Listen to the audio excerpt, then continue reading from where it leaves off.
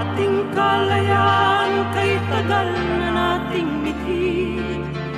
Di napapayagang mabawi muli. Magkakapit-bisig, libu-libong tao, kay sarap pala maging Pilipino. Sama-sama, iisa ang adhikain.